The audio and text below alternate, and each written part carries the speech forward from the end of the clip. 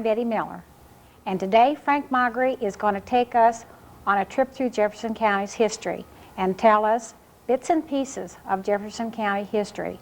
He's going to talk to us of things along the Mississippi, the early entrepreneurs of Jefferson County, and how the people of Crystal City celebrated the bicentennial. Frank? Jefferson County is bordered on the east by the Mississippi River, and along this border line are high cliffs, and on these high cliffs are nice homes. They're estate homes, and most of them have been there since early times, or at least the area in which they are or were built has a good story of Jefferson County. For example, we have here the landmarks.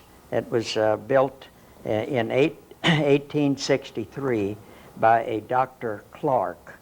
And when Dr. Clark wanted to build this house, he said he took him over to another house along the Mississippi River, not far from here, and he said, I want you to build my house just like this one here of Captain Butterworth house, only I want it twice the size. So we have two homes in Jefferson County, one a half size and of the other one. And this one today, both of these houses are lived in today, and both are in good shape.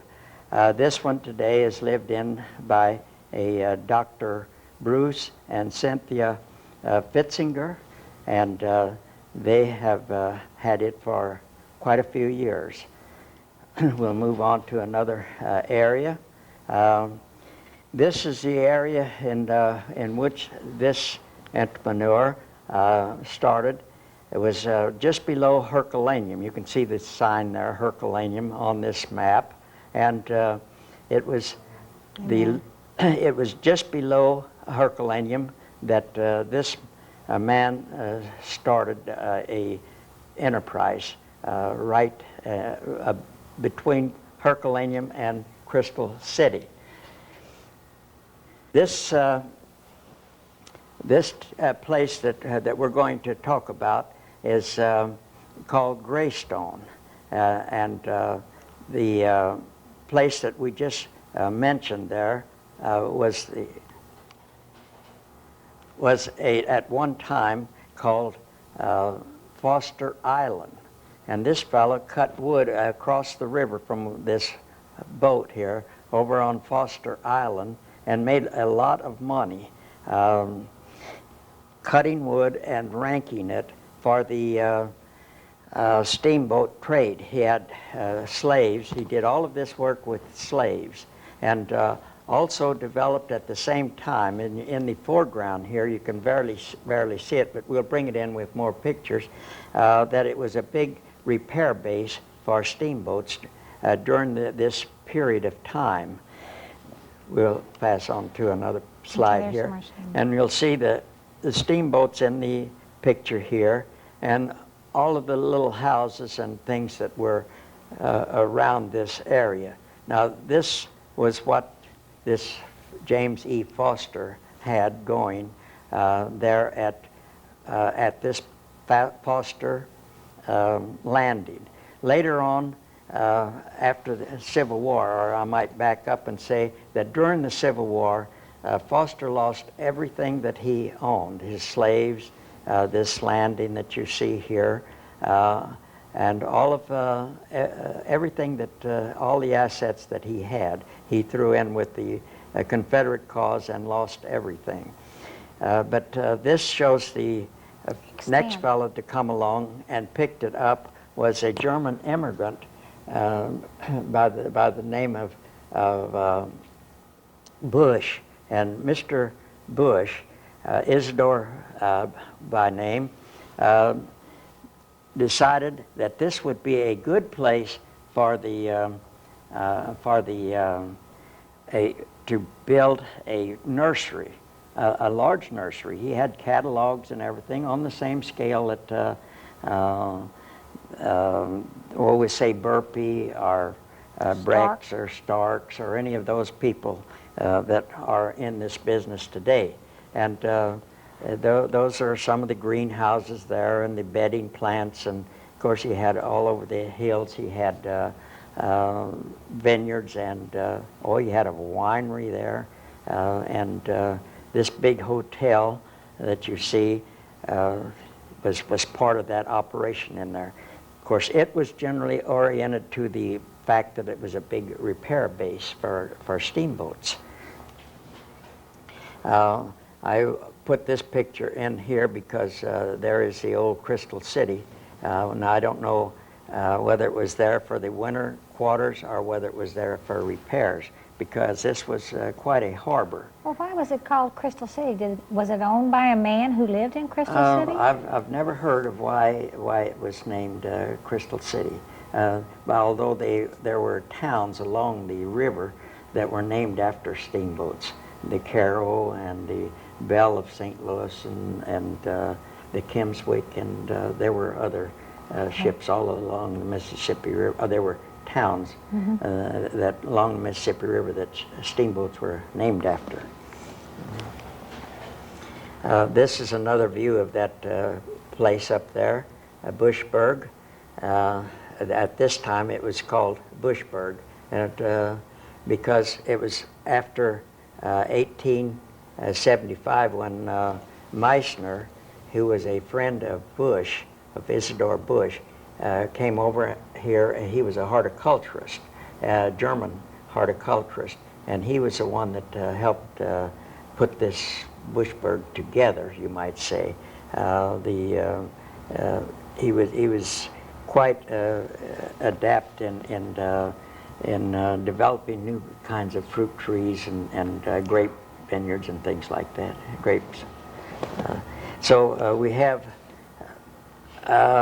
this is the Bush family on a outing. I don't know whether we can see them across the river in a skiff there. There we got it. Here we have it. Here is this family, very wealthy, you might say, and very much in the limelight at that particular time. And this is an outing. This is Mr. Bush there, and the children. We'll go on to some of the others here. This is another outing, and this one shows Isidore Bush there with his family, probably on a Sunday evening, or Sunday outing, I might say. And we took the girl in the middle of this picture and blew it up, and you get this picture of her. So you have a idea of what a girl was, how she dressed in those days. To go on a picnic. To go on a picnic, a family picnic, yes. There we are. And this shows the Bush family up at Greystone, which was built by Foster. And the three people in the front, Mrs. Meissner and the two children, and then the other children, for the most part, we think are Bush children. Although they were very close family, the Bushes and the Meissners, that would be hard to separate them at this time, and the children especially. This is the house that Meissner had built for him there at Bushburg. As you see, it was a real nice home, 3-story. They had to have big 2-story houses in those days because they had big families. Anyhow, Ephraim Williams, who was the prime contractor down at when Pittsburgh Plate Glass Company built their factory at Crystal City, he was the same man that built this house, and he built a lot of other nice homes around Crystal City, Festus, Herculaneum area, and this is one of his homes there. And it has a trellis there, unusual thing, for a porch, a wisteria trellis, and we might get a little view of that here. This is a visit that we made to Mr. Merkel and Maybelle.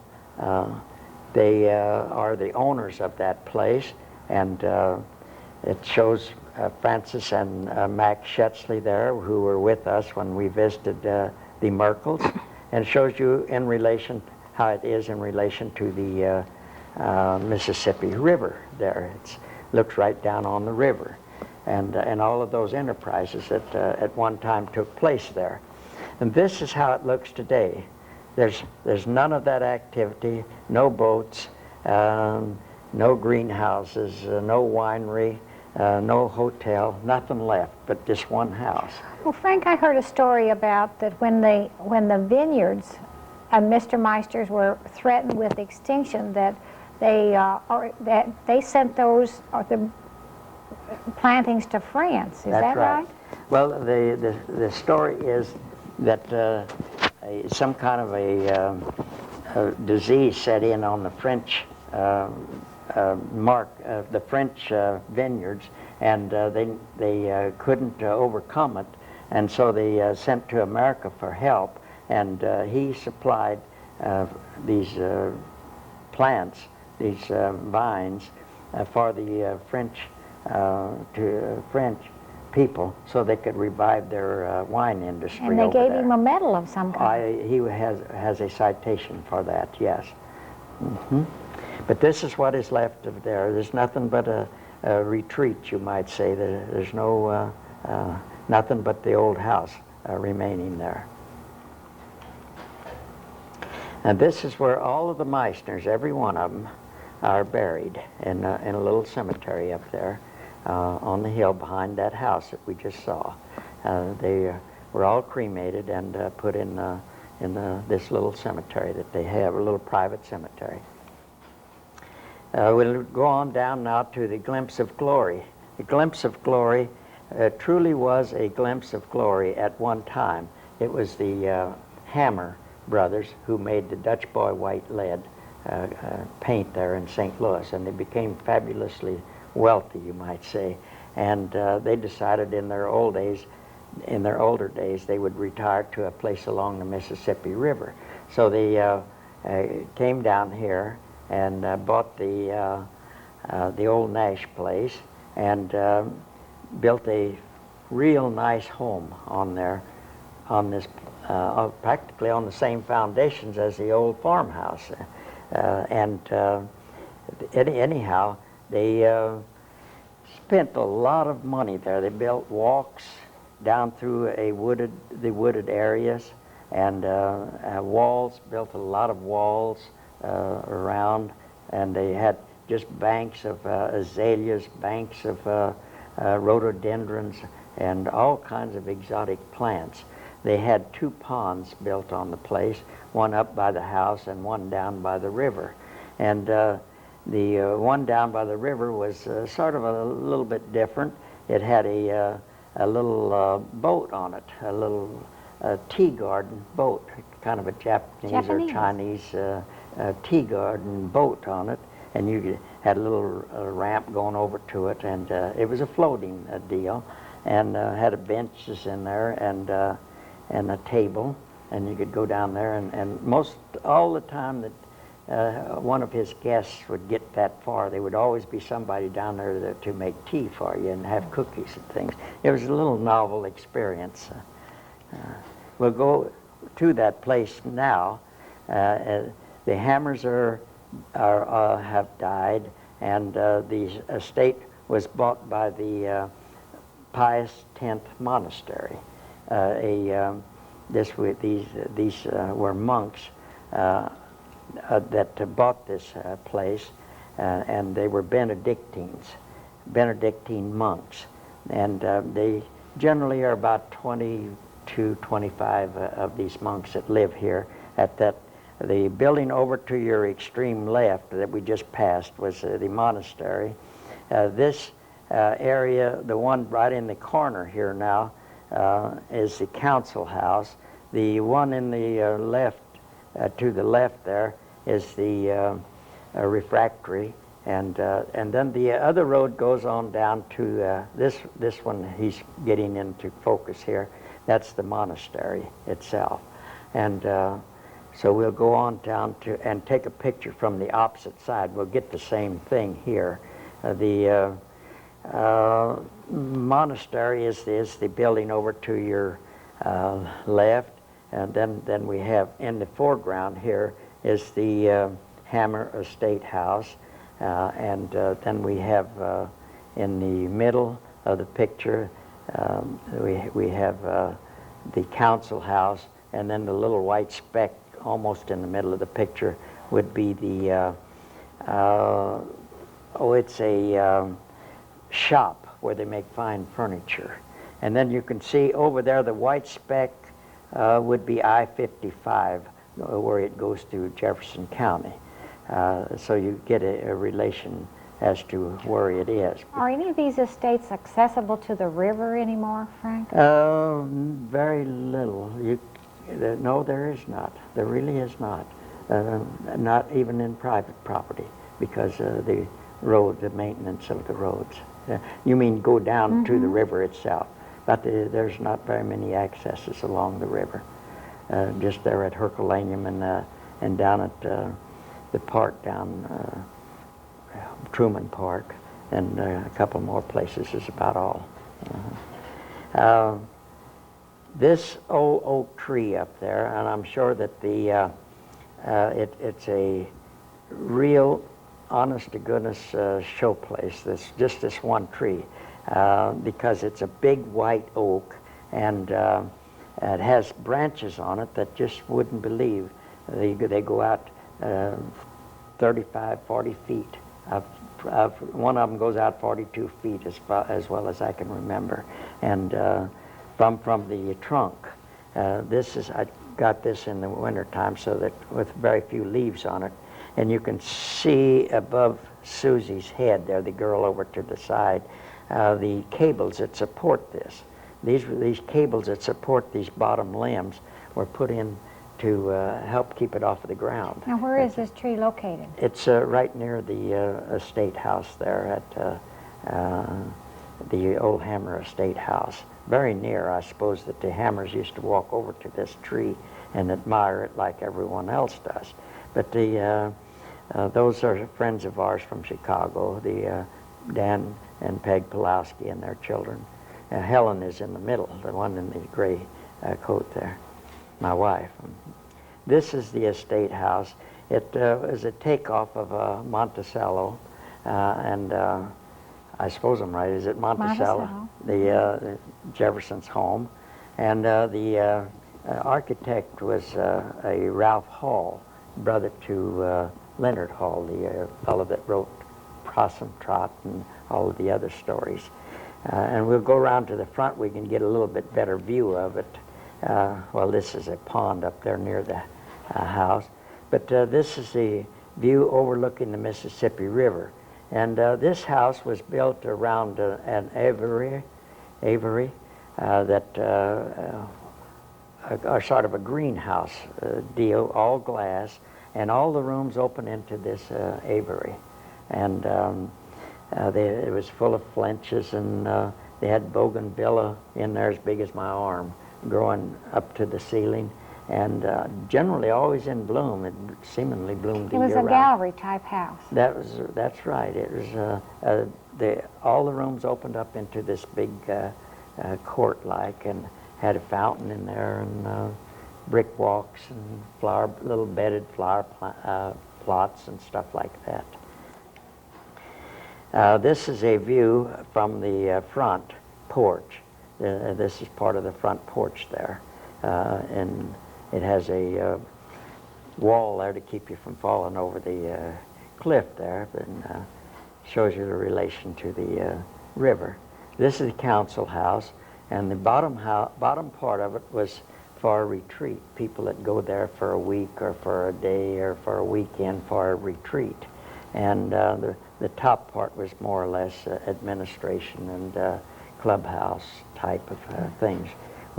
Inside of here was a big fireplace and just a cozy surroundings there. And this overlooked a large part of Jefferson County, and a very peaceful place to be. This is another view inside of that big center part of that building. Now this is the refractory, and this would be where all of the people involved up there, the people in retreat, or were up there for marriage counseling, are people that worked there, and also the monks that lived there, and the people that were learning to be monks, the young men that were learning. They were novice attached to that Benedictine order. Would all meet there every meal time, and generally the monks generally went in a procession up there. They all came in dressed in robes and ate there. It was a sort of a ritual that they carried out there. This is the monastery itself before it was landscaped. There was all of the rock went into it. The rock that went into it came from a quarry down at St. Genevieve. Very, very beautiful little building now that it is landscaped. It isn't a little building either. It's very large.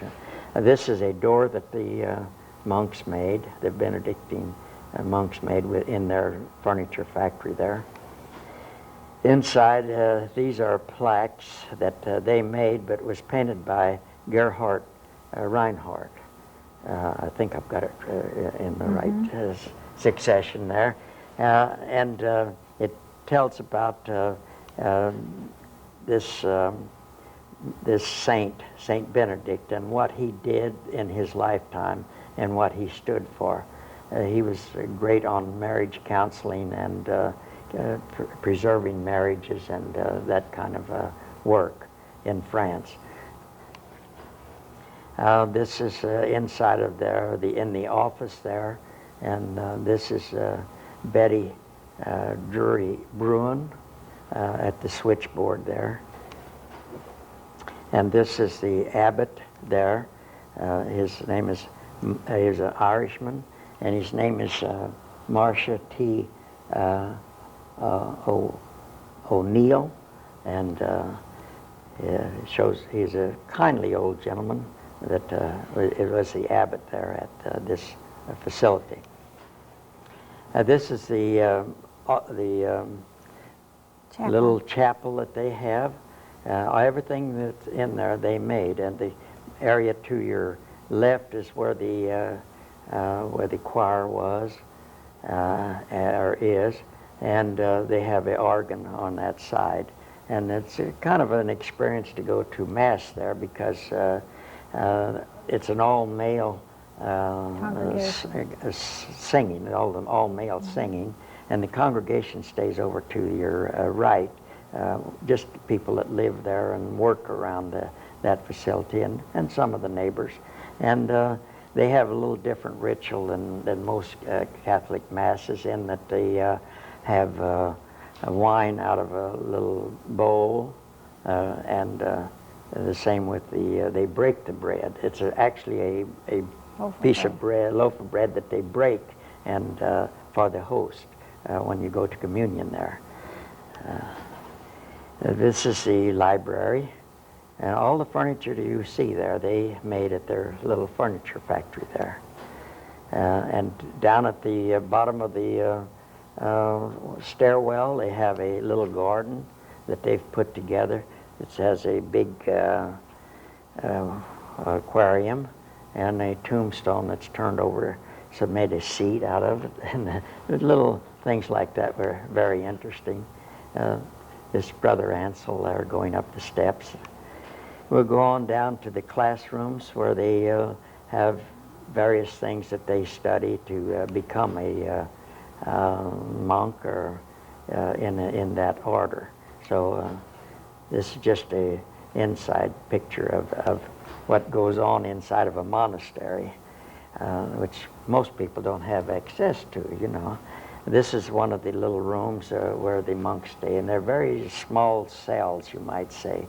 And this is Brother Benedict Ellis there, and he's in archaeology the same as I am, and you can see over there some of the relics and things that he's picked up around there. these artifacts, Indian artifacts, arrows and pottery and things like that. This is another picture of Benedict Ellis, Brother Benedict Ellis. We go down here, and this is Brother Joseph, who is in charge of the furniture factory that they have there. And we go inside and see he was working on a table there. It was sort of a table for conference, like you'd have a meeting of like you have over at DeSoto or something like that. Fairly large table, as you see here, and this Brother Joseph out there to the side, and he put the table top on it just so we could take a picture of it to see how it would look. You can have a big conference at that table. Big, yeah, you could have a pretty good size one there. I think my friend Francis Shetzley is at the end there, and you can see the size of it. So it is a fairly sizable table. Mm-hmm.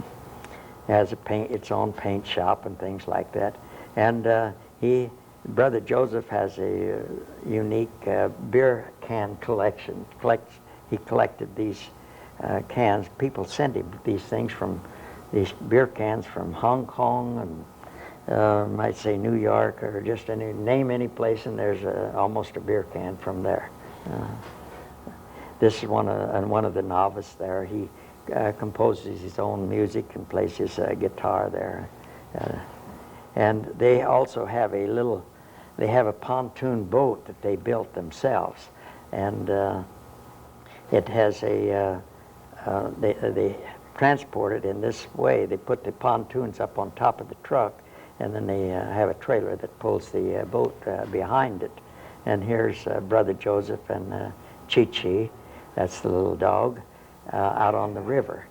And this is Brother Ansel there. He's the big fisherman of the bunch. And there's some of the fish that he caught. From the Mississippi. Yeah, a mess of fish for fish fry that evening, I guess.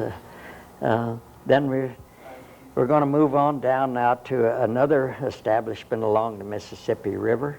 And this is the novitiate.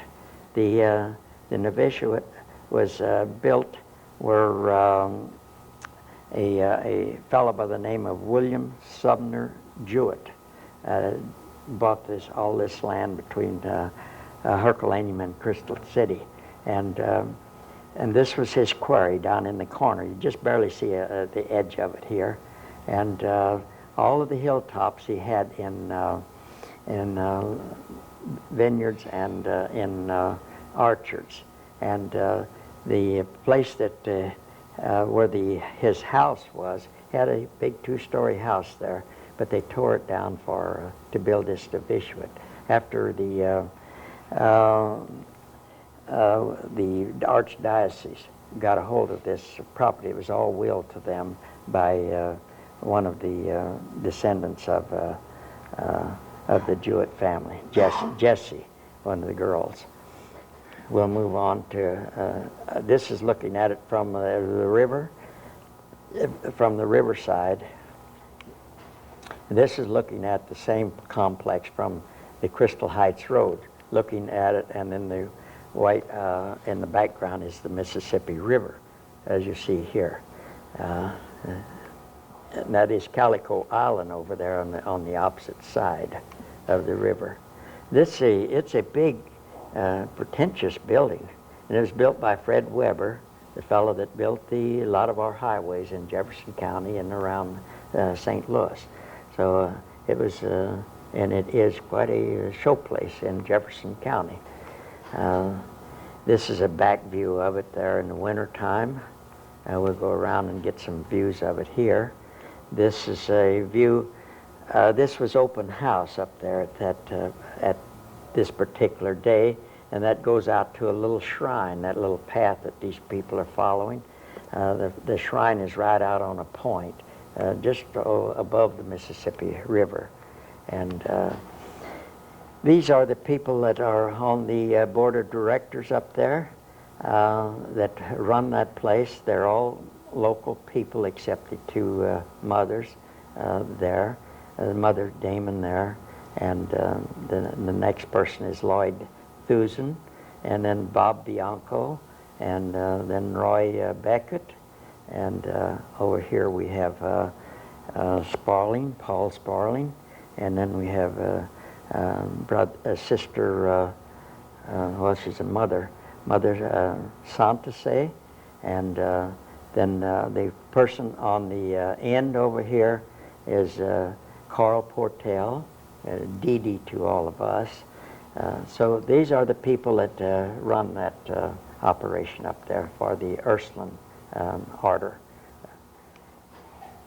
This is in the chapel. They don't look like, yeah, there we get it. And this is in the library.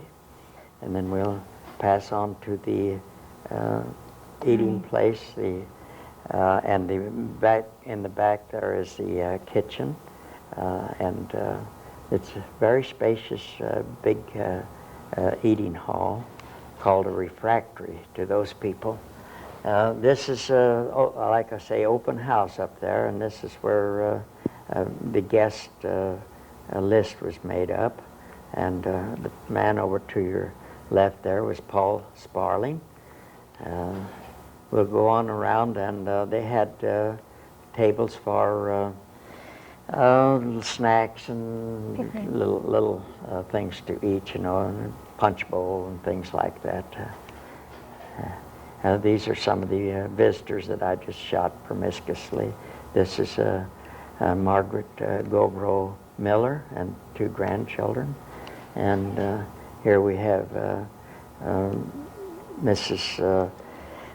George Lotes, Almeida, and her daughter Becky and her husband Sam Ragusa. And here we went then from there down to the little program that the sisters were giving, as a sort of a sing-along, and they had little skits that they participated in there, and for entertainment. They had several girls could play the guitar. It was all outdoors. There was no piano or anything connected with it, so the music was furnished by instruments in which they played themselves.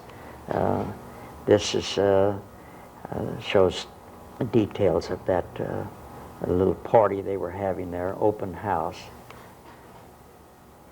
This is the earliest picture we have of the Crystal City area, and it shows an island out in front of Crystal City, and it shows the land around that area, and the Jewett farm to the north, in which we're going to stay with. The fellow that we're going to stay with is William Sumner Jewett. William Sumner Jewett was probably the godfather of Crystal City, or at least he was one of the early entrepreneurs there that helped put the glass works there at Crystal City. And this came out of this picture came out of Goodspeed's article on him, as did the article here from the DeSoto Press, by Eddie Mueller, who followed up on this man and had an interesting story about him in the DeSoto Press. This shows the land in which he owned ran from Herculaneum down to Crystal City. And if you notice, the square over to the side was the James Foster land. And James Foster was the one that started the place up at Bushburg, the same man. He gave up this big farm where Festus is at, the present city of Festus is at, and moved up along the river and started where the town of Bushburg is at. So we're going to stay with Jewett, and this is the land that he accumulated along the Mississippi River, and some of the enterprises that he was in. We'll start there with his big orchards that are shown on this map, and his rock quarry and his sand quarry. See, he furnished all of the sand and all of the rock that was needed for the batches the experimental days of the glass works at Crystal City. And he came from his land. And he was quite a place. He also owned Platten Rock, where he had a boat landing there, sold wood. He had a big island across the river called Calico Island, and that's where he cut his wood. In the case of Foster, Foster used slaves, but he used a free labor. Some of them were colored, all right, but they were free colored people. Gabriel Boyce was one of his help. So this entrepreneur, he was quite a force around Crystal City and Festus in his days. He had built a big wagon that had the two wheels on the back were 7 feet tall, and they had 6-inch rims on them with half-inch thick rims, 6 inches wide. And that's how he would haul this sand to the Crystal City glass works, and also the dolomite that was needed to put into the batches down there. And also he hauled sand to the river where he shipped it on the barges. So he was quite a person, innovated sort of a man. He had two lives, you might say. He was before he came over here to the Crystal City Festus area, he had something like this going over in Randolph County. But he had the flood. He lost his wife. He lost his family in a cholera epidemic, and he had a lot of bad luck over there. When he lost his wife, he finally moved over to cross the river. I suppose he thought that was better going than life that he had. His first house that he built was just an ordinary log house there on his property, and his second wife here, Pamela Breckenridge, that from Caledonia, and this shows them on their wedding date, and it was described as someone had an interview with one of the descendants and said, yes, she was just a wisp of a girl, 90 pounds, 90-pound girl. The second house that he built was quite a pretentious house out near the river, and it was where I told you before, where they built they tore it down and built the novitiate there. And it was built around a log house, and I showed the log house in this picture here, and he built all of the rooms around this old log house there. Whether he had some attachment to this log house or not, we do not know, but that's how he built this house. And across the river, of course, he lived during the time of the steamboat era, and across the river was Calico Island, where he got all of his wood. And he had wood yards in Crystal and one in Festus when they grew up, when Festus and Crystal City started to growing up. And of course, he had the big wood yard down on the river front where he sold wood to the steamboats. This was his lime kiln, and this is what's left of it, I might say. It's down there on his property. He laid out the town that is the part of Crystal City that is now known as Crystal Heights, and all of that land belonged to him, and he laid out lots there. So he was a very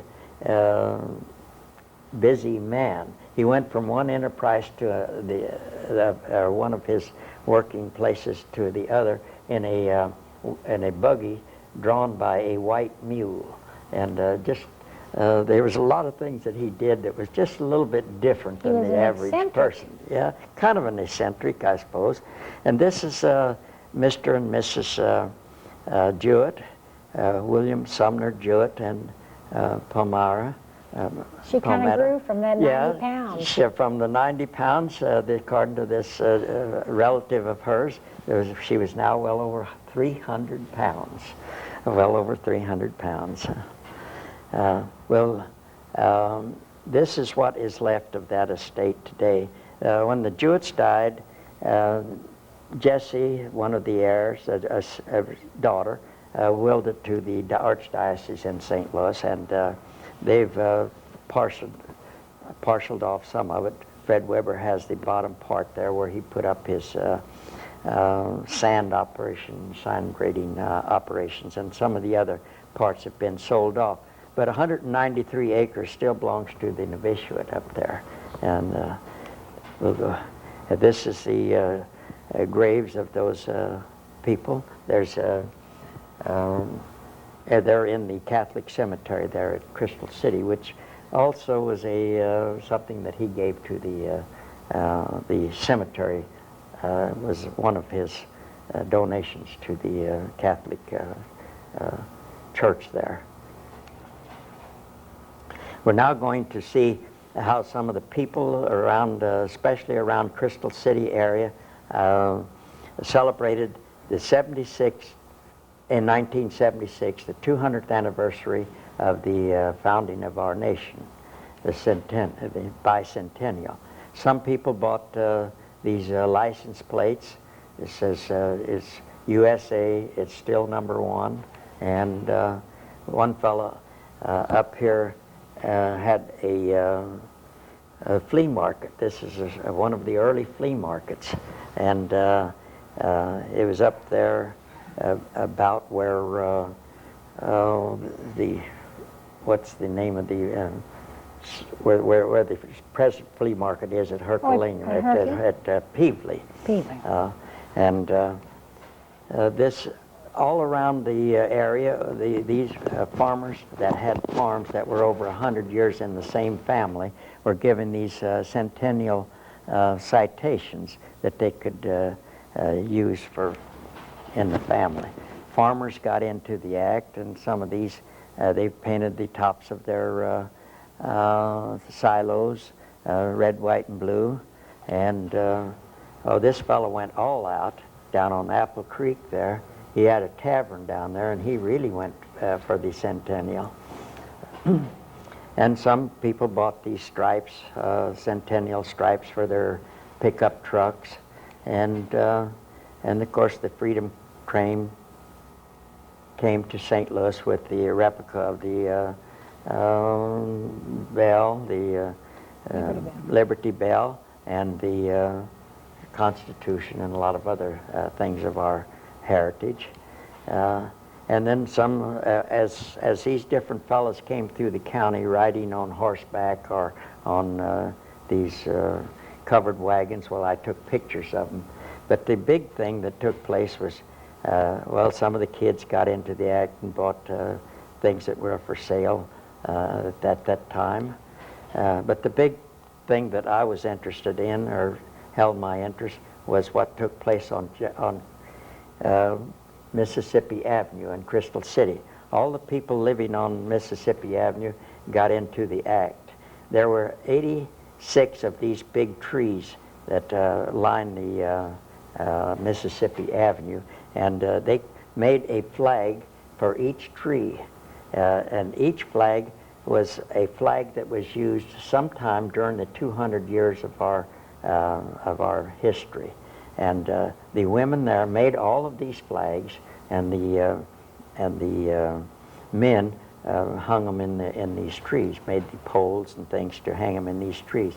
So every flag you see on that street was made by these women.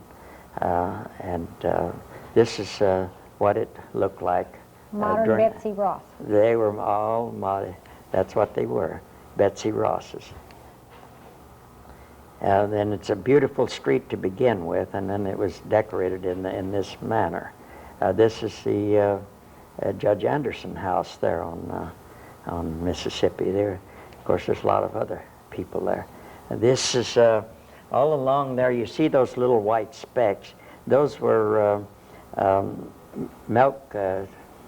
little milk cartons that they split a corner off of and put 2 inches of sand in there.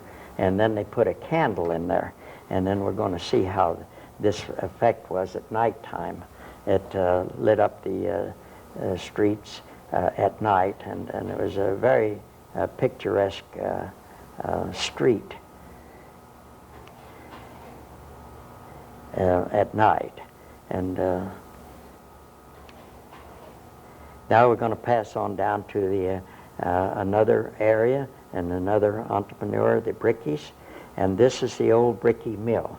There it was, the old Bricky Mill, until the kids burned it down just within the last year. But it stood right there on the Mississippi River, and this is from the river, a shot from the river. And this is what that complex looked like down there. This was the old hotel or boarding house, and the other white building there to the right was the old Bricky store. And behind it, it's hard to see, was the old mill there. And there was a lot of things going in that little area there. They had a big marble quarry, and up in the valley here to your left was two large quarries where the and places where lime kilns where they made lime. This is something like they do at St. Genevieve. There were very large operations there. Now this is not in Jefferson County, but it's just right on the line down there over in St. Genevieve County. But it had a big influence on the southeastern part of our county, because the people living there worked at this place here. And of course it was during the steamboat era too. This is the old one of the steamboats there, the Golden Eagle. Yeah, this is the Golden Eagle. The Eagle Packing Company had three of those boats: the Gray Eagle, the Bald Eagle, and the Golden Eagle. Yeah. Mm-hmm. Now we're going to move on to another place, and this was the O'Fallon set up there at Sulphur Springs. Colonel O'Fallon was a Surgeon General during the Revolutionary War, and for his services during the Revolutionary War, he was given 30,000 acres of Jefferson County. If he would put friendly Indians on this piece of property, these 30,000 acres, that would put these Indians here between the settlers and the early pioneers. The fierce Osage. The Osage were to the west, and he would put these Indians right next to these other Indians, and then the settlers could come in behind them. And they were a buffer zone. They were buffer zone. That's what it was. And this was the first house that Colonel O'Fallon built. Colonel O'Fallon then got the concessions for, he was the procurement officer at Jefferson Barracks, and he made a vast fortune in that job that he had up there, and went on to St. Louis and became a very wealthy person in St. Louis. He became mayor of St. Louis, in fact. He had a racetrack up there, and being a surgeon, he was oriented towards building hospitals and things like that in the medical profession around St. Louis. But he founded a big dairy over in O'Fallon, Illinois, and he was quite a person in St. Louis. But this is where his humble began, you might say. In Jefferson County. In Jefferson County, yes.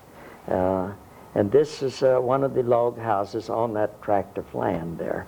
And I think, and a lot of other people think, that this was, this eating place here, this is one of the O'Fallon houses, was built around that log house that we just saw there. And I remember as young people, we used to go up there on Sundays to eat. We didn't have all of the fancy places today and fast food and all that. And so on Sunday, we would go to places like this and take our dates, our friends or families, or have a family get together, and we would meet at places like this. And I remember the Beckers ran this place there. One of the Beckers that I don't remember their first names ran this place. Now we're going out to another place on that big estate, and this is the Seven Gables, and it's still standing today. But I remember an incident. There was some of the O'Fallons from California came here, and they had wanted to see the place where they could remember as young people or as children that they had grew up around this place here, the Seven Gables, and they couldn't find it. And I got a call from the Heralds up here, and they wanted to know where this place was at. And I told them where it was at, and they still couldn't find it. It was in an isolated place. So I said, well, I'll take them up there. So we went up there, and I took this couple up there, and we went through the place. But it was, at that time, it was infested with hippies. That was before we had yippies, but we had hippies in those days. But anyhow, there was, quite a few of these hippies were living in this old abandoned house out there in the woods, you might say. And so we went up there, and they wanted to see the inside of the house too. And here was all of these people laying around on mats, on just mattresses, no furniture. There wasn't a stick of furniture in the whole house, and the cooking facilities was all out in the backyard. They had just different places where these different people cooked on out there. Just very primitive living. There was no water in the house, nothing. And but we went through the house, and these people wanted to go in every room, and here these mattresses were laying around on the floor, and these people were sitting on it, men and women, and some of them older people. And it was quite an experience. They would look at us, and we'd look at them, but they never made any move to harm us or anything. They were friendly folk. They were friendly hippies, yeah. This is a picture of one of the, this is a major in one of the O'Fallons, Major Benjamin O'Fallon. And this is a portrait made by George Catlin. George Catlin painted our Indian West, our Indians, especially Indian chieftains and a lot of the scenery of the West, and a lot of the portraits in St. Louis were painted by George Catlin. Anyhow, all of the people, all the Indians that wanted, that were involved in treaties had to come here to this area here and get the treaties signed here. And he was the Indian agent of the West. These people were high in politics, the O'Fallons. And this was in Jefferson County? This is in Jefferson County, yes, in the early days of Jefferson County. And so this fella Catlin, who was painting portraits around St. Louis of famous people, he would come down here and paint Indians that were involved in these treaties. And something like 75 of his paintings of Indians came from Jefferson County. And if you look in any Indian book, you'll see a painting of an Indian by George Catlin. And this is, these are some of them that they have up in Chicago. Chicago Field Museum bought 32 of these paintings of George Catlin. And they're all painted right here in Jefferson County. There we go. I'm not much of a photographer when it comes to indoors in a museum, because these have these particular pictures had a piece of plastic over them, and they were hard to take. Did the best I could. We go back up to the estate there. The people that live in this place today are Mr. and Mrs. Piper. And as I told you, this was a 13th century Gothic house, and it was built by Foster, James E. Foster. And how he came to build a house like this in Jefferson County is beyond me. A gem of a house, just a beautiful place like that. And it looks like something that you might see up the Rhine River. Yeah, that's right. but here it is on the Mississippi River, and in all details has all this thick scroll work all around, and there's fennels that on all the corners, and all the fireplaces in almost every room. It's just a gem of a house, and it's been owned by since Foster.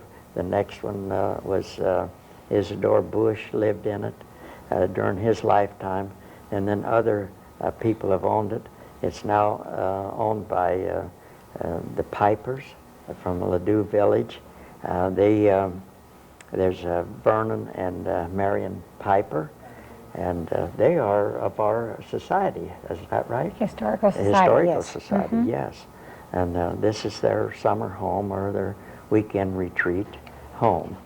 And this shows you the type of windows in this type of architecture, Gothic, 13th century Gothic windows there. They are just tremendous. And the fact is that they've been preserved all of these years is the other thing in the picture. The windows, this is, they have, the Pipers have 2 children, 2 girls and 1 boy, and this shows all of his merit badges behind him. All the window panes look like they're leaded in. I'm sure that they are. They all, and just leaded windows, because you can see there's such a narrow space between the panes of glass. This is one of the other daughters. And this is the setting that where this house is at, on the Mississippi River, on a high cliff, and it's just a beautiful place in Jefferson County for a home of that type. And it's no wonder that Foster chose a place like this to live out his life, because the Civil War interfered with it, and he lost everything that he had. His barns and the slave quarters were just over to your left, and back over in that little patch of woods. There's a pretty good sized pond, a farm pond, and at the time that he lived there, he had the wood yard down on the to your right, and later on, when the town developed of Bushburg, when Isidore Bush had this property and lived in this house, he had the hilltop all full of the nursery stock, and for the big nursery that they ran there. And this is Marion Piper, and she's doing a needle point of the Greystone. That's the name of this place. For a wall plaque, I suppose it's that type of a needlepoint. We'll move on down to one of my favorite hobbies is to go along the Mississippi River and check out the old boats that have been, the old steamboats that have been lost along the Mississippi River. And you have to catch these when the river's really down below 3 and 4 feet below zero, and these skeletons of these old ships are just strewn along the Mississippi River, and I go along there and pick up relics of these old ships. Here's one of the Saltillo. It was happened in 1912. This was kind of a late one. But anyhow, it was coming down the Mississippi, left St. Louis in the afternoon, and hit the, there's a protruding rock formation, a ledge there at Bushburg, and he hit this and knocked a hole in the hull, and then he pulled it into the bank here, and when he did, he put the gangplank out, and all the passengers rushed out on this gangplank and pushed each other off in the river, and 12 people drowned there. It was one of these things where panic over it comes common sense. Common sense, yes.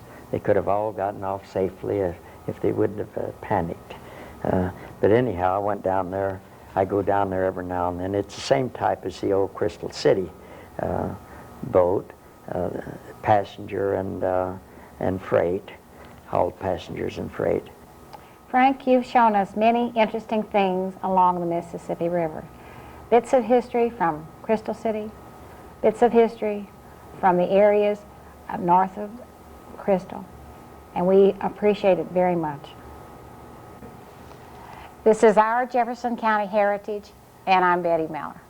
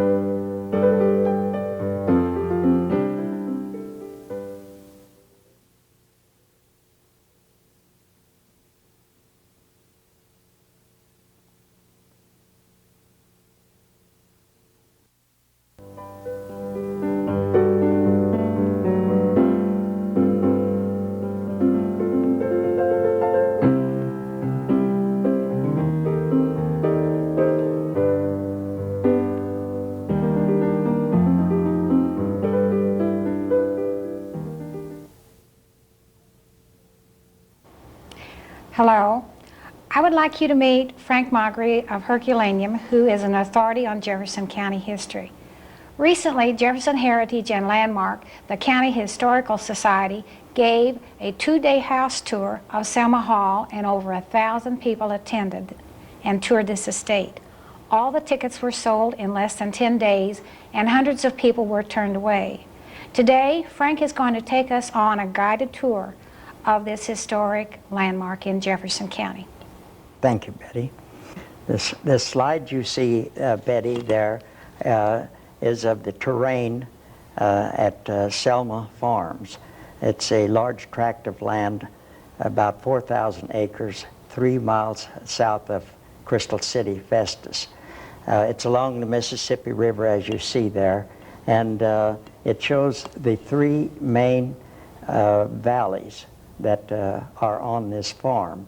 The first one is Selma Valley, and the next one, which has the castle or the Selma Hall built in it, and the next valley that you see, the center one, is where the river cement plant is at. And the third valley that you see is where the agrochemical plant is at.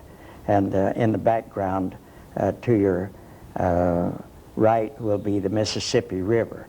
This gives the location of this big tract of land, which is owned by the Union Pacific Company, and the owners are the people that are interested in it from the company, from the Union Pacific, is Drew Lewis and his wife. They are taking a special interest in this place down there, and their manager down there is Rick Moran and his wife Jackie, and they are the people that are in charge of this operation down there. The first man to own the land down there was a controversial figure called, at least we call him, John Smith T. His name was John Smith, but to distinguish himself from the rest of the John Smith T's on the frontier, he put a T after his name. And he was quite a person, well educated, one of the few educated men on the frontier, and probably accumulated the most wealth of any other man that lived in Missouri in his time. And as this picture shows, it shows a swath, as I made it, through his wanderings, how he, the times that he lived and what he did. Some of the outstanding things that you see that you probably can't read here was that he was born in Virginia. His father was of the House of Burgess there in Williamsburg, and he was a graduate of William and Mary College there in Williamsburg. And he went over to Tennessee, where he procured 50,000 acres of ground. Was mostly a donation from his father. And then he went on to found Smithville. He came to Missouri, where he founded Shibboleth and Selma. He was the principal lead miner in the state of Missouri. He was, in fact, is the leading lead miner. He outscored great men like Moses Austin, people like that. In Missouri, he was a judge at St. Genevieve. He was in the militia there, a colonel in the militia at St. Genevieve. And he did a lot of political work. This here gives us a kind of a rundown on what kind of a man he was. He's a politician. He was a miner, a planter, a soldier, served in the war against England when they fought the Battle of New Orleans, and he was an Indian fighter to protect his rights. He also ran for governor of the state of Missouri in 1832. He fought in the Mexican Revolutionary War when they freed themselves from Mexico. He was everything, a duelist. He was quite a fighter, is reputed to have killed 15 men in duels. So he was the first owner of Selma, was quite a man in his own right.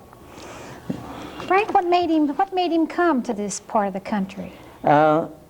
He was a restless sort of a fella, Betty, that he was never satisfied wherever he was, no matter how much land he accumulated and how good a citizen he was making there, say at Nashville. He had enough for a lifetime of an ordinary man there in Nashville, where he accumulated 50,000 acres of ground and a lot of slaves, and was doing real well. But he was one of these fellas that wanted to see what was on the other side of the fence. Something looked greener. So he came to Missouri and first started in as a,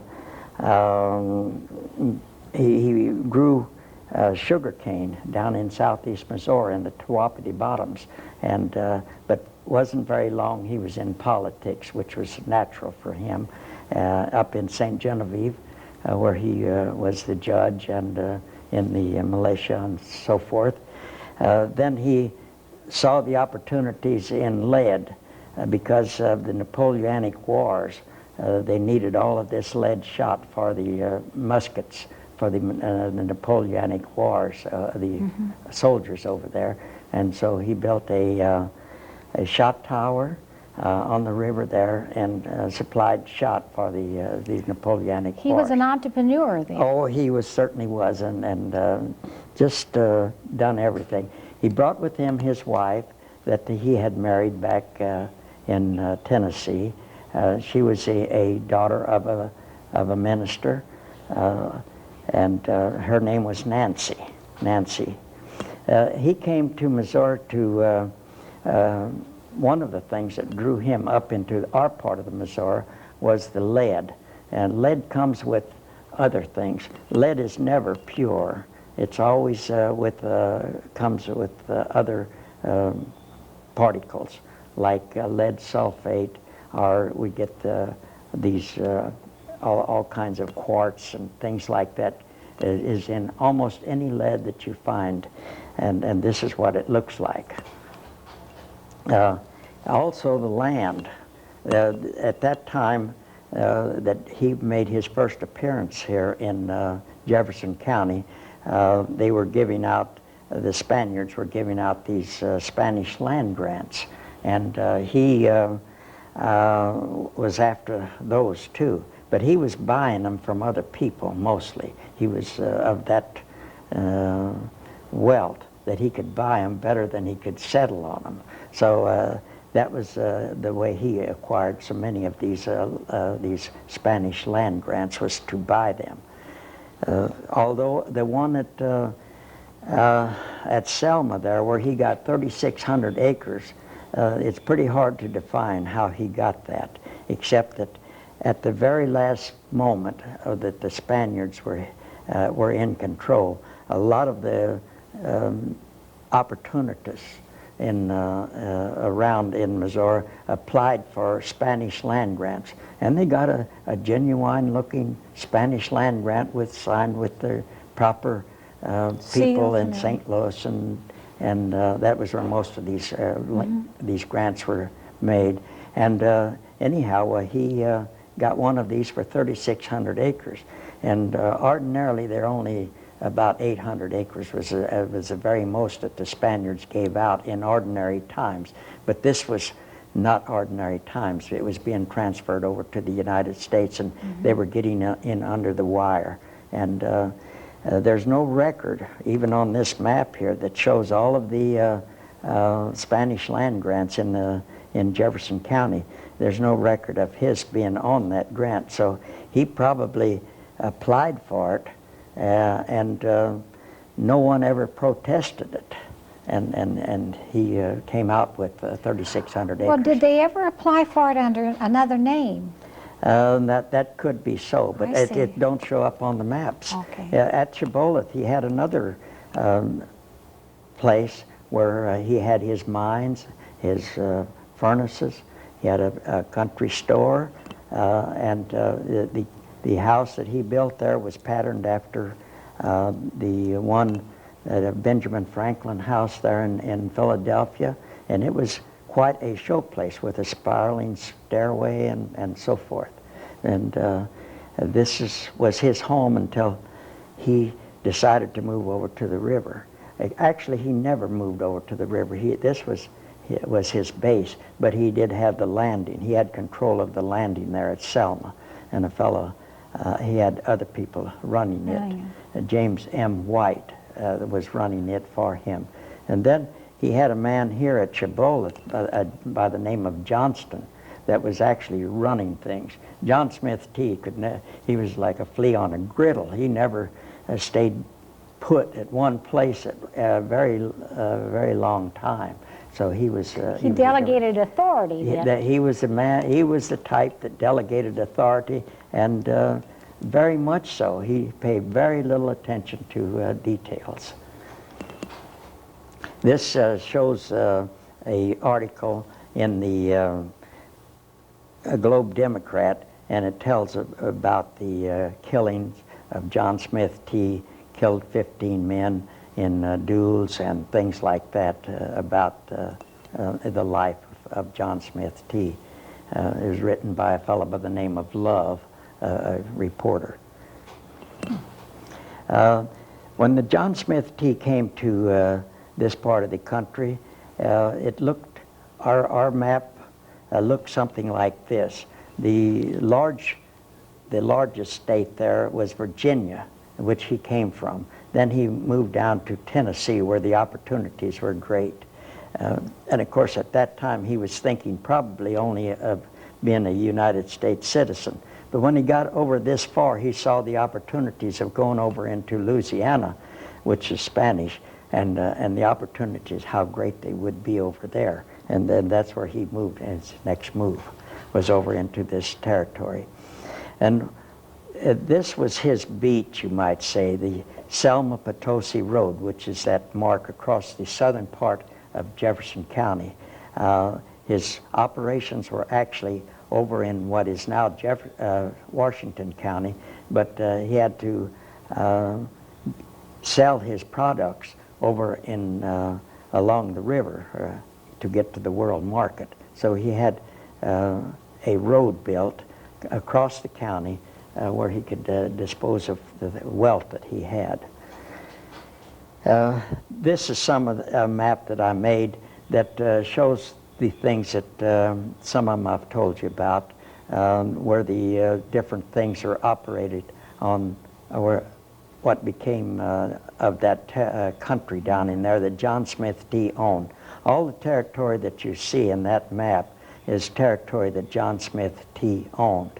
It was comprised at his death of about 5,000 acres, and it had about 5 miles of waterfront.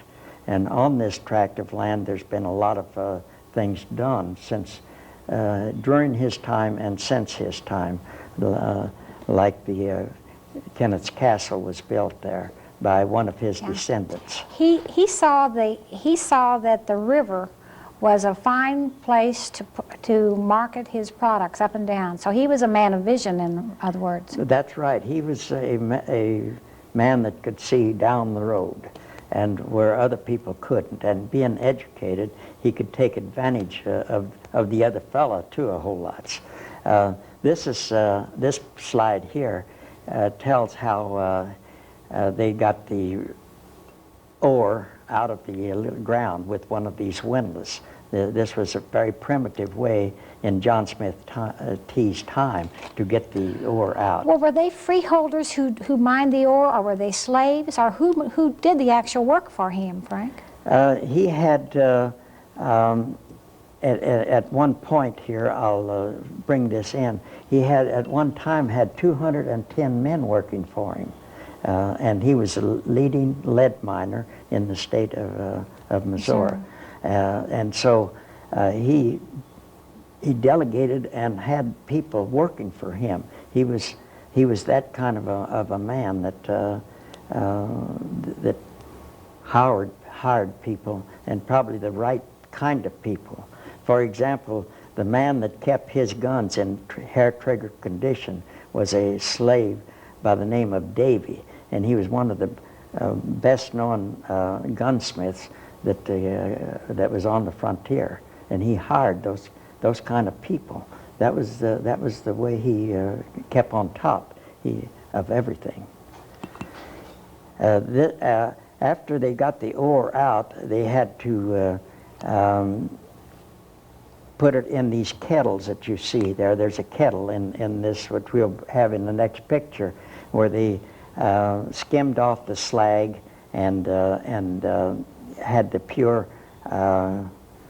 lead that they ladled into pigs for the world market. That's the way they had to. Now, did they construct these furnaces themselves? Yeah, Smith T had a furnace just like this. His is down on the ground now, but the rocks are still there down at Shibboleth.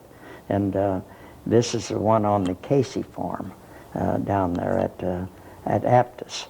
And this one here, this is a close-up of one of those kettles.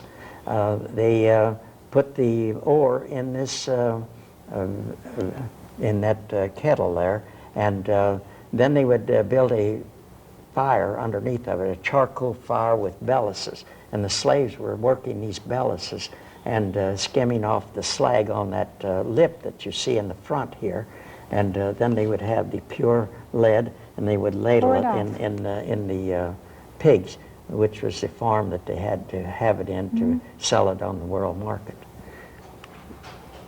This is a very big furnace that was on the Dr. Cresswell farm there at Aptus. And this is the only picture we have of one of these furnaces in actual working order. And this one was on the Higginbotham farm there. And the man on the white horse in the middle of the picture, there's is old George Higginbotham of Fertile. We were very lucky to have a picture like this, I'm sure. It's the only one that I know of. And when John Smith T came into the picture, this is a picture of John Smith T that's hanging in the Selma Hall. I found this picture, a fellow by the name of Everett, I can't think of his name right now, but anyhow, Maguire, Everett Maguire. He was an antique dealer up here at Kohler City, and where all of the rock walls are. You remember when you went up Old 61? Along in there, he had this antique shop, and he got into all of the effects of the things that came out of the castle down there. And one of them was this picture, and it was just on a canvas. It was just a canvas then, on a frame. And I told them that this picture was up there. They went up there and had it authenticated and bought it. That was a And then rare find, wasn't it was a rare find, and we now have it in the castle down there, which is the proper place for it, because he was the man that owned that land, first one to own the land, and his wife, which I showed a picture before. And then he built a house of this pattern down there at Shibboleth, which is a pattern, like I said, after the Benjamin Franklin house. Very ornate, something for the frontier. This is a house that is still standing, as far as I know, down at Shibboleth. And the people in the picture there is Mr. and Mrs. Arville Bone, and she was born in that house something like 65 years ago. And it was built for Johnston, who was his foreman down there that looked after his affairs while he was off to the war. This was a tenant house on the property. On the property, that's right. There was quite a few other houses, but this one here is the only one that has survived down there. And they hauled the lead in these carousels, called charrettes, to the river. And it was quite a task to haul these pigs of lead from the mines 40 miles away to the river for the world market. And they had to use from 6 to 8 yoke of oxen to pull one cart. And it was quite a chore to get this lead from the mines and from the furnaces to the river. This old lithograph belongs to the Canopy family there in Festus, and it shows the Selma in its very early days, even before the castle was built. This is even before 1850. So the castle was built on the little finger of land there up over the steamboat that you see there. And it shows on the bluff to the left, it shows the shot tower. And the one on the right is where Kenneth and John Smith T are buried, up on the high top. And it was a natural for him to call this Selma, because in a poem that was used in those days, in this poem written by Fingal, written by Ossin, O-S-S-I-A-N, and the name of the poem was Fingal. And it was described a place on the riverfront between two cliffs and a road to the hinterland. And this just fit this place that he was building here, and so naturally he called it Selma. It was just a natural. Then he hauled the ore down the river to New Orleans in these old flatboats. This shows how one of the people in John Smith T's time his will was probated. This is on probation out here at Hillsboro, and it shows how they mixed cattle, horses, slaves, slave boys, all mixed together in assets and in one. Everything was lumped as property. Lumped in property, yeah, that's right. And this one here is about the same thing. These are things that people put in for that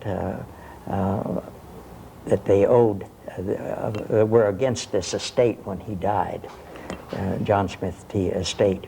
In the off season, John Smith T would go up into Saline County, take some of his slaves up there, and they would build a big bonfire around these kettles and make salt. They would evaporate this brackish water, and the salt would accumulate on the sides of the kettle, and they would scrape this down and package it. This is one of the surviving kettles that was owned by John Smith T. I went up to Napton and took pictures of this on his farm up there. He had a big holdings up there, several thousand acres of ground, where he raised hemp and flax. And besides that, he packaged this salt. He was a man of many Yeah, talents, that's right. wasn't he? This is one of the Smiths up there has this cane where he had this dirk in there, this little sword, a little knife, where he could pull that out and start his fighting. And he was quite as fighting. This is a man that I talked to quite often when I was quite a young person too, and he was quite old, as you see here. This is Everett Cole. And Everett Cole ran a store in Blackwell for 40 years. And he was the only man I found that rode the ore wagons with what they called ore wagons. They actually were hauling pigs of lead from Potosi and Aptos and Chabola to the river. And he, as a child, he used to ride those wagons, and I got him to describe how about them. They were covered wagons. They went in a group because there was always chance of... Well, how long a trip was it? It was 40 miles, and took them sometimes 2 days, sometimes 3 days. Generally a 2-day, one way. And they used 4 to 6 horses. I mean, a team of horses on each wagon, and the man that ran the wagon was on the last mule to the left. That's what he always had described them as being. It was a different type of an operation than what we envision today. But he was quite an interesting man to talk to.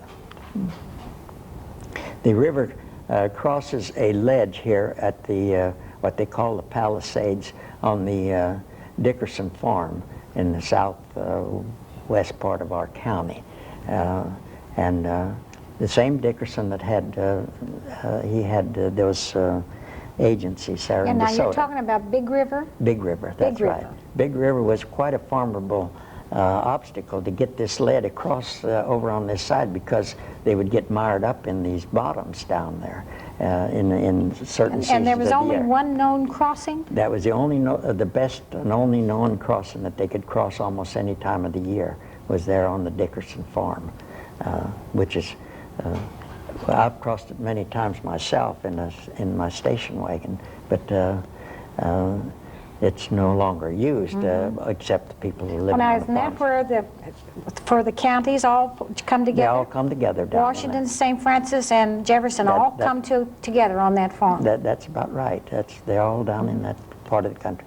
Then the road went up past the Coal Lake and the Sunnon Lakes and Valley Lake, and here was a town here there where they had quite a lot of houses in here. They had a store, jail, schoolhouse, blacksmith shop.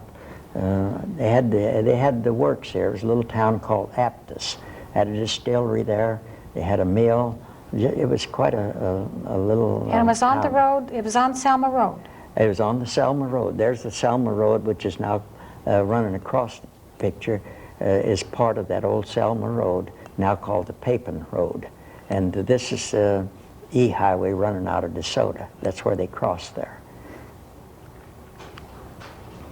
And then it comes down the hill, goes over the hills and comes down across the 67 it is, where it crosses there at Burt Manor, and then goes up over the hill down into Platten Valley, and there at the old McCormick, the Peter P. McCormick house. This used to be a tavern.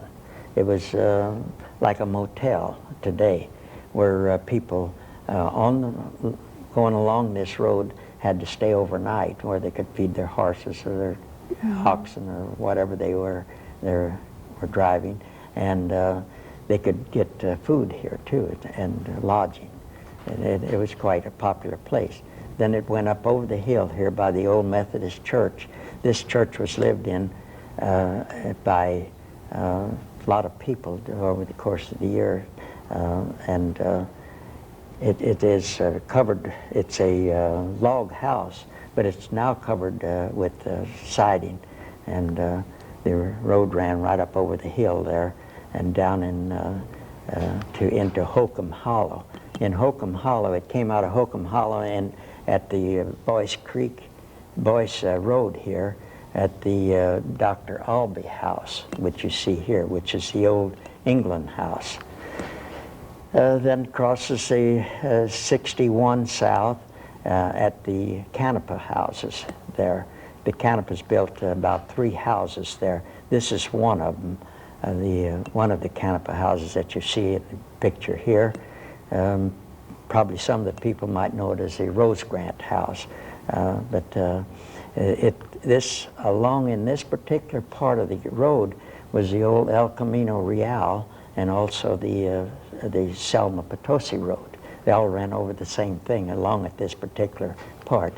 Then we get down the valley a little bit further, and we see our first glimpse of the castle as it is today. Up on the knoll where the tree is there is where they quartered their slaves, where Smith T. and later Kenneth quartered their slaves. At the time that Smith T.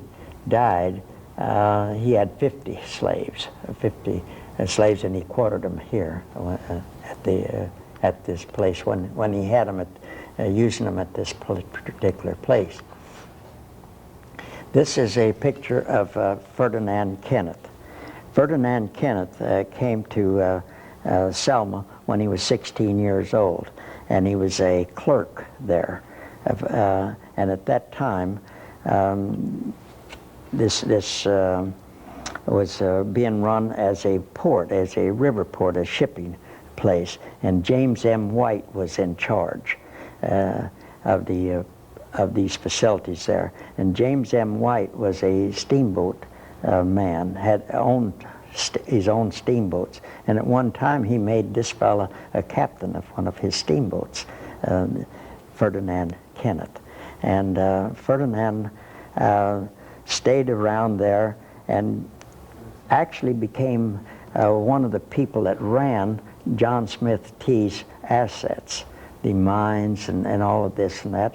And it wasn't long till he married the granddaughter of Smith T., who was the rightful heir of John Smith T.'s fortune, which is a very natural setup. But this man, in his own right, was quite a man. Besides taking care of the 2 big estates that was left to his wife, Julia, he was a colonel in the army.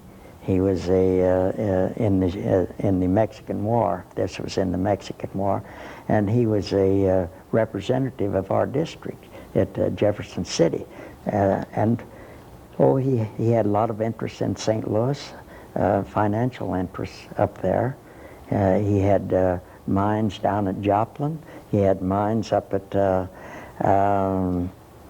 in Montana, so he was a man that got around too, something like John Smith T. And money did. married money. Money married money, and it was just when he inherited this money, it was he came from a wealthy family himself, so it was money, money, money, you might say, but that was the way it was.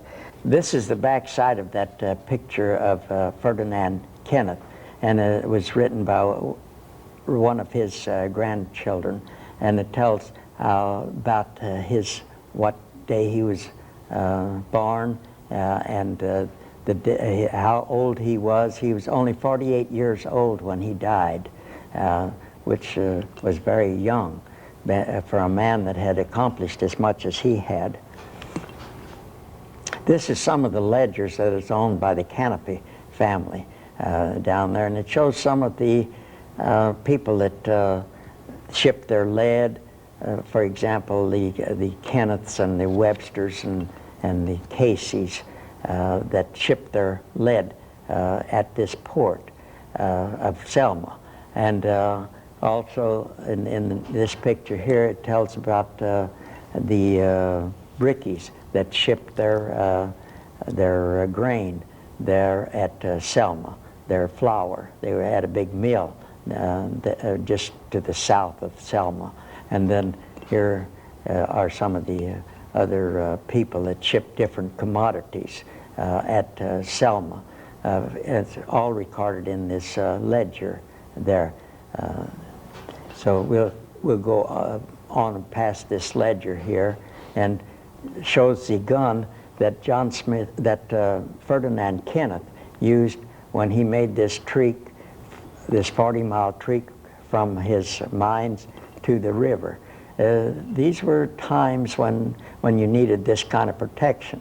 And this gun shows the details. These are some of the things that went along with this gun, the powder, the shot, and the different things that you needed to operate one of these musket-type guns.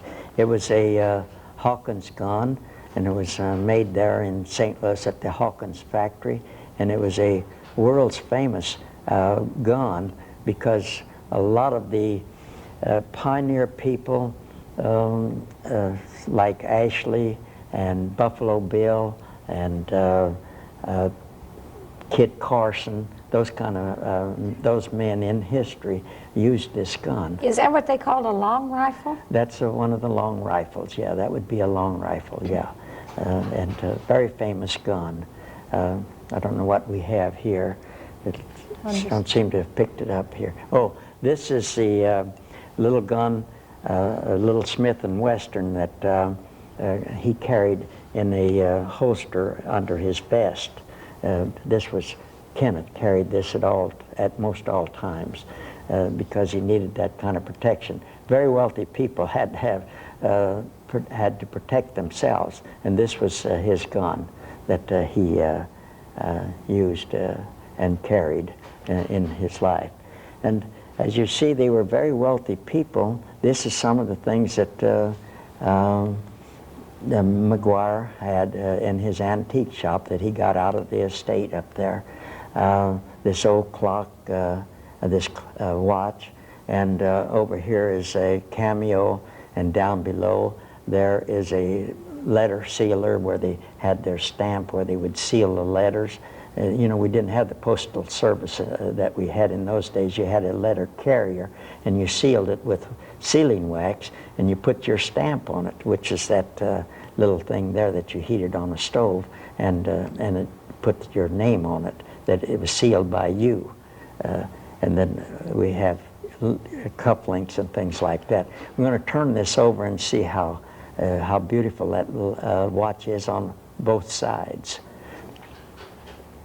And this is a saddle that was down at the hall, down at Selma Hall. And you can imagine women of today riding 40 miles on that side saddle to go shopping there in St. Louis. They'd have to go to the river, get on a steamboat, and then go to St. Louis. And that's what the women had to do in those days, to go shopping in St. Louis. These, the two pictures here, one over to the side is one of the Kenneth boys. That would be Ferdinand Kenneth and his brother Preston. And they all became people that did a lot in their own lifetime.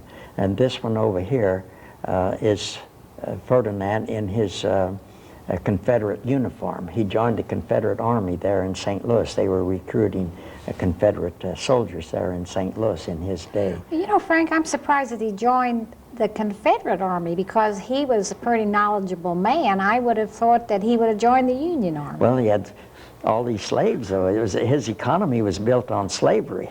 Everything that he did and owned was based on an economy of owning slaves. And naturally, they were of that nature that they would side in with the Confederates.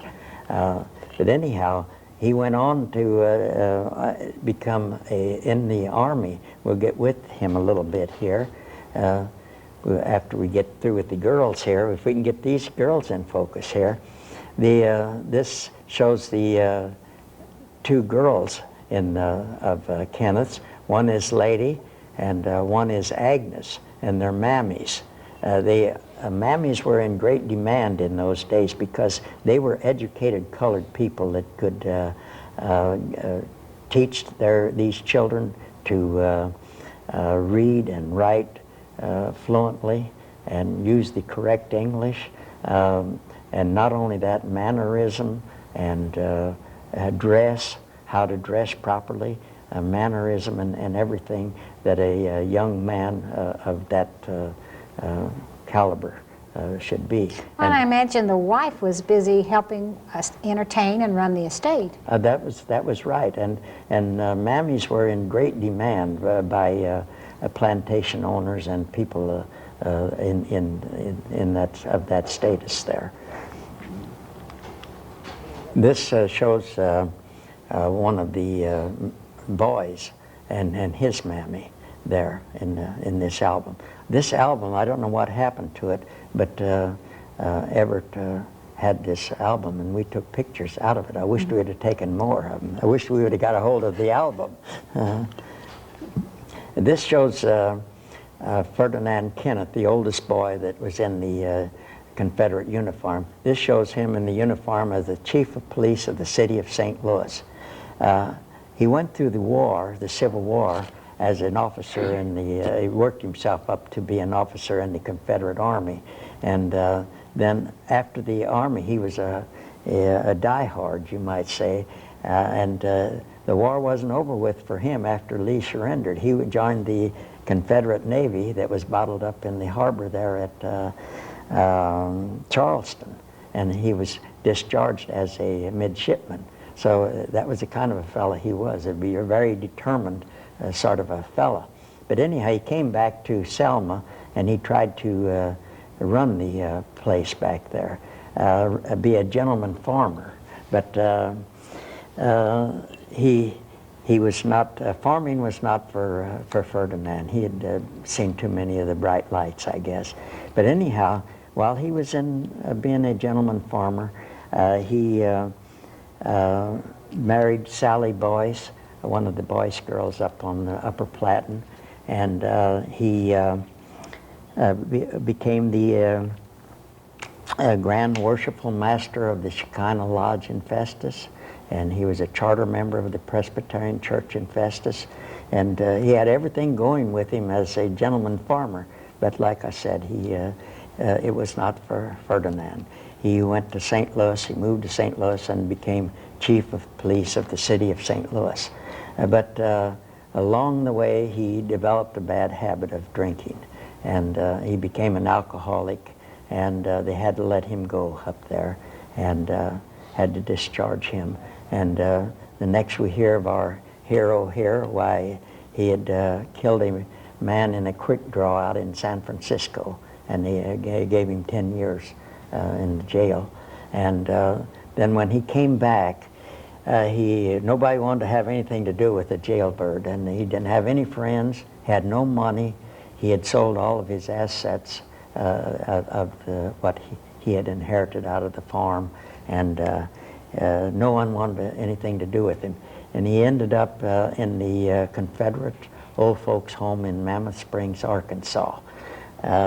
There, I forgot to tell you that Sally had divorced him in St. Louis. But in the meantime, Sally's husband had died, and she joined him at the old folks' home, and they lived out quite a few years of real good life there in the old folks' home in Mammoth Springs, Arkansas. So it had a good ending anyhow. But this fella could write real good. This is a letter that shows that he donated 50 acres of ground when he owned that property to start the glassworks there at Crystal City. And but you can see that he had very good handwriting, very very well-educated person to be educated by a colored person, by a colored nurse. mammy. This shows his initials on a rock in a shelter near the castle down there, Ferdinand Beauregard Kenneth.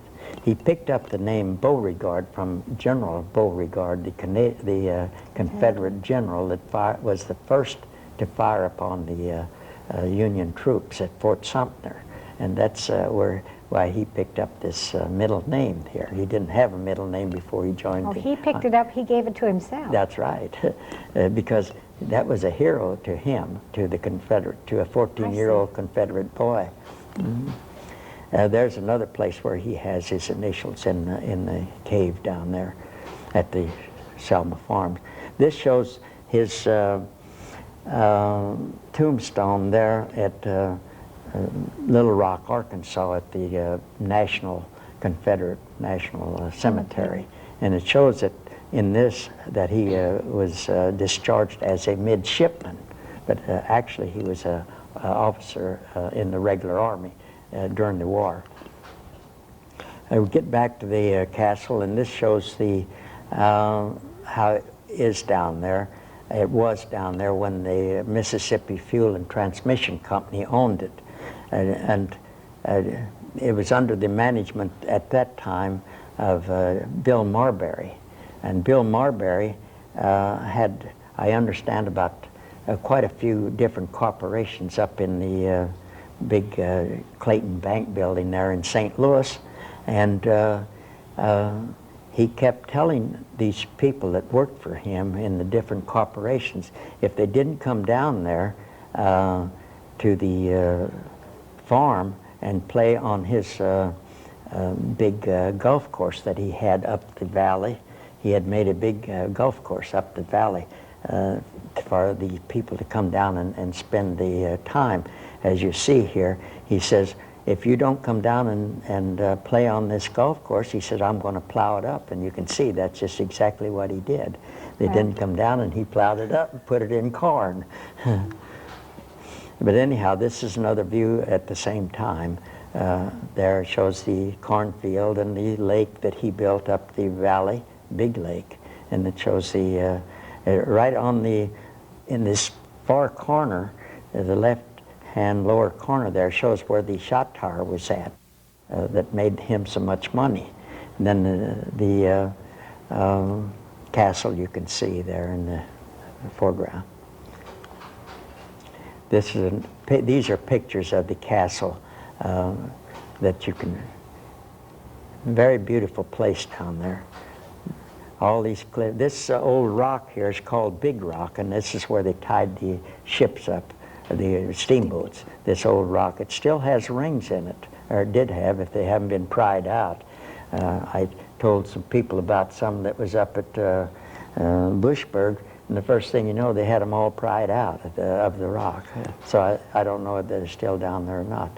This shows that pictures of the place down there in relation to the river. It's right on the river, on a bluff about 100 feet above the river.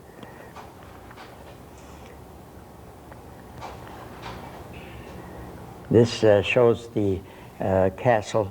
I was standing when I took this picture on the place where the shot tower was, and took a picture north. This is how it is in the summertime. And I went down there in the fall of the year and took this picture here. Very beautiful down Frank, there. who designed the house itself? The house The was castle. George Ingram Barnett that designed it. I have that. We may get to him in the pictures later on. George Ingram Barnett designed those. These are the cliffs of Selma, and it's on top of that cliff is where they are buried. The cemetery is on top of that cliff there that you see. Mm-hmm. This is the cemetery up on top of the hill there. And Betty, you would not believe, it is desecrated beyond belief. People have been up there digging. They think that there's a lot of gold. Gold buried. There's a legend. There's a gold buried there. Why, sure. The stories are that they used the slaves to take all this gold out there and bury it with the body, and then they killed the slaves, of course, so they wouldn't tell anybody where it was at. And there's people that believe those stories, and they go down there and they dig big holes. There's holes down there deeper than in this building here. Today, they've just desecrated that cemetery beyond belief. Was where John Smith T. and Kenneth are buried, but they haven't been left alone, I might say. And now we arrive at Selma Hall. Yeah. Betty, you were asking about the fellow that built, our architect, the place down there, and this was George Ingram Barnett. Now, the slide that you see there is some of the works of George Ingram Barnett, not the castle, but this is the Shaw House. And any of you that have ever been to the Shaw's Garden, this is in Shaw's Garden in St. Louis, and it was built by the same fellow that built the Selma Hall. And it has a lot of the same characteristics of the of his work. He built houses for quite a few different people around St. Louis in the days that he was the architect, the principal architect of St. Louis. And he built this house for Shaw. In fact, he built everything in Shaw's Garden except of course, the climatron and some of those modern pieces that have been added to that. Was he the same fellow that designed the Missouri, the governor's mansion in, yes. Jefferson City? That's right. This is a one of the things. I'll get to a picture of his. This is a water tower that he designed that is world famous whenever they talk or show pictures of water towers. This one's on North Grand. It's 154 feet high, and it's made of brick, but it's plastered over there. It's Carnathian design of a pillar, and it's just a magnificent piece of art work. Here is the one you were asking about, the governor's mansion there in Jefferson City. You can see the Missouri River in the background over there, and he built this as one of his pieces of architecture. A lot of his work is out in Bellefontaine Cemetery and Calvary Cemetery, where he built those fantastic mausoleums out there. He built he was the architect of the cathedral there, the new cathedral on Linville. Now, he didn't live to see it finished, but his son, being in the same firm, saw it finished. But he was the architect of it. And now then we'll move on down to Selma, and we're going to start at the barns and work our way up to the hall itself. These are the barns that house the animals that pulled the lead to the river. And they had to have good facilities down there for that purpose. And this shows they had to have blacksmith shop over here to our left, and besides the barns, but it shows the relation to the castle which we see up on the hill there, Selma Hall. Another feature of that place down there is this tremendous root cellar. Now, this is not an ordinary root cellar. It shows the entrance here. It's all caved in there, you might say now. But when Bill Skaggs worked down there, he told me that they could put 50 kegs of along barrels along the walls that were making cider, and they could store 4,000 bushel of apples in this root cellar. Of course, that was used during the Brookings time down there, when they had those big orchards. They had those big apple orchards on the hilltops down there. But it was a tremendous root cellar. And if we look out of the root cellar in this direction, we can see one of the two ice houses that was down there. They had, of course, had to have ice that they cut on the river and in their ponds, and stored it in these silo-type buildings for summer. They would put a layer of ice, then they would put a layer of sawdust, layer of ice, and layer of sawdust on until they would fill it to the top. And of course, they in those days they had to use it to keep their food, and of course for their mint juleps too, of course. This shows one of those ice houses down there. They put a roof on it just recently, and you can see down in it, see how it operated, how it was used. This is the back steps to the Selma Hall, and then right at the foot of the steps was a big country store where Smith T. had a country store, and later Kenneth carried out that same operation when he was there. Right above Helen's head, my wife's head, there's a gong there that came from the World's Fair, a big gong that came from China.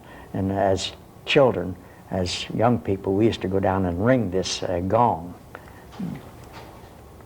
This is the post office. It was probably the first post office built in Missouri as a post office. It was built in 1851, the same time the castle was built. George Ingram Barnett included a post office in this complex there, because of course there was around 30 houses around in this area, and there was a sizable community at that time, so a post office was needed.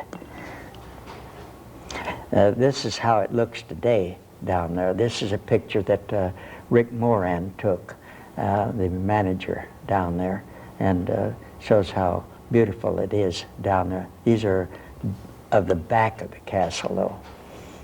This is the fantastic steps that they have down there. It's 84 steps, all cut stone, and it runs from the top of the hill where the castle is at down to the river, you might say.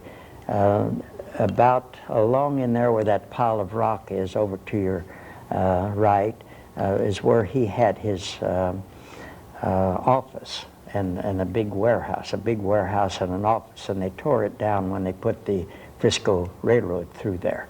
The steps continue on the other side of the track on down to the river. So there was a natural space in there where the railroad came through. But it is quite a ornate steps.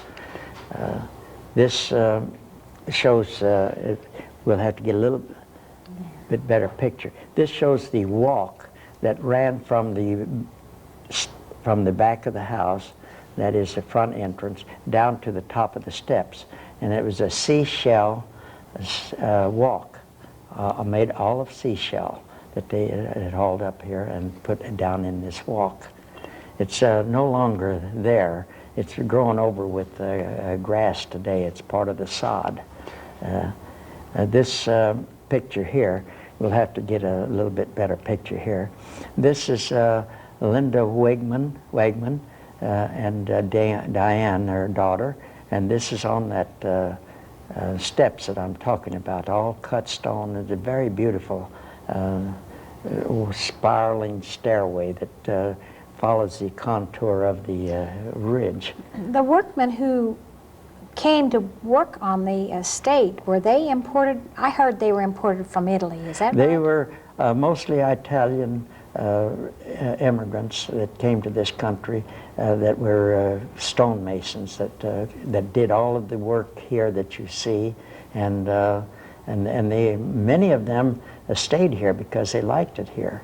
They liked this part of the country, and they actually, during that period of building this castle and the stairs and other buildings around, they had a small colony of those people that stayed here afterwards. Yes, they were Italian immigrants that were very good at masonry, and they cut all the stone on the grounds here They have a quarry right there on the grounds, just a few hundred yards from the castle.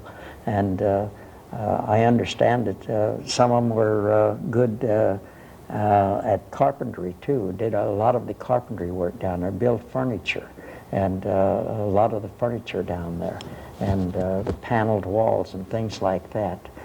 A lot of the lumber, the timber that was used in there was cured there by their formula, which was curing the lumber underwater in the big ponds. They had big ponds down there, and they would cure the lumber in the water there, and that would keep it from cracking.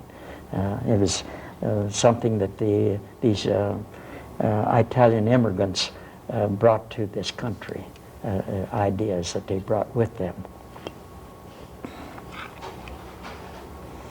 This shows that where that walk was, with my mother and my sister there, and over their head, just about the middle of the picture, was where the shot tower was on the bluff, south of the castle there.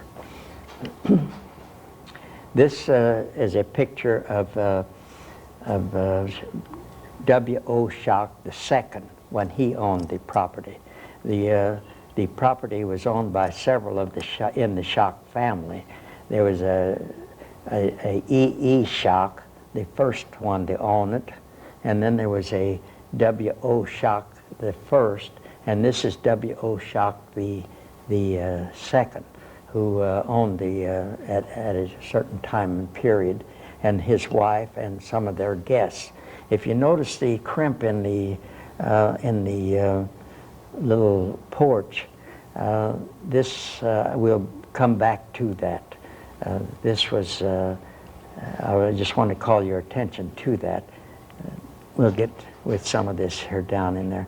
While the Schocks were there, they had a formal garden down around the castle, and she had a lot of bedded plants, and it was a very beautiful place, and so beautiful that the Garden Club of America, a prestigious group, had their annual spring show there at the castle in, I think it was 1934. So it was a show place at one time down there. It's still a show place.